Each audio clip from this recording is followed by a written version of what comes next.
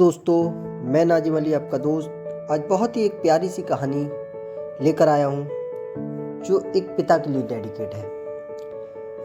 दोस्तों, पिता के ऊपर बहुत कम लिखा गया है, बहुत कम पढ़ा गया है। माँ के लिए तो सब लिखते हैं, सब पढ़ते हैं, लेकिन पिता के लिए बहुत कम लिखा गया है।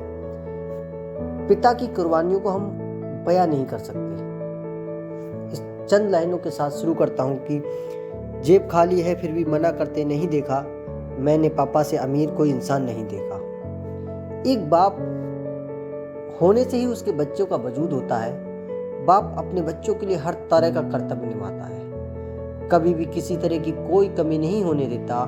एक बाप खुद भूखा रहता है लेकिन अपने बच्चों को भूखा नहीं सोने देता। खुद के सपने मारकर तुम्हारे सपने पूरे करता है। एक बाप ही तो है जो तुम्हें समझता है, एक बाप ही तो है जो तुम्हें समझता है, जो तुमसे बेहिसाब प्यार करता है। एक बाप ही तो है जो तुम्हारा सम्मान बनाए रखता है, खुद नहीं पढ़ता है लेकिन तुम्हें पढ़ाता है। जिंदगी के तजुर्बे से तुम्हें सही मार्ग दिखाता है, तुम कहीं भटक न जाओ इसीलिए हर पल तुम्हें समझाता है। तुम उससे भी आगे देख सको इसलिए तुम्हें अपने कंधों पर बिठाता है, जो कभी ना झुका, तुम्हारी गलतियों पर दूसरों से माफ़ी भी मांग लेता है। हम उसकी कुर्बानी को उसका फर्ज समझने लगते हैं।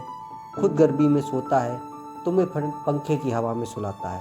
त्योहारों पे पुराने कपड़े पहनता है, तुम्हें नए कपड़े दिलाता है। एक बाप ही तो है जो तुम्हें समझ पाता है, तुम पर कोई आपत्ति ना आए इसलिए हमेशा ढाल बना खड़ा रहता है। तुम्हारी गलती हो फिर भी तुम्हारे साथ खड़ा रहता है।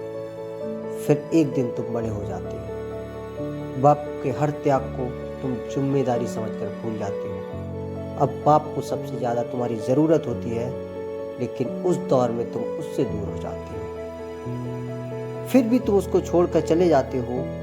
जो उंगली कभी तुम्हारा सहारा बनी थी आज खुद सहारा मांगती है।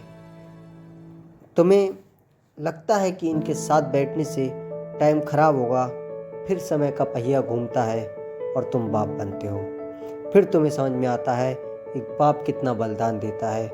और पिता है तो रोटी है, कपड़ा है, मकान है। पिता नन्हे से परिंदे का बड़ा आसमान है। पिता है तो घर में प्रतिपल राग है। पिता से माँ की चूड़ी, बिंदी और सुहाग है। पिता है तो बच्चों के सारे सपने अपने हैं। पिता है तो बाजार के सारे खिलौने अपने हैं।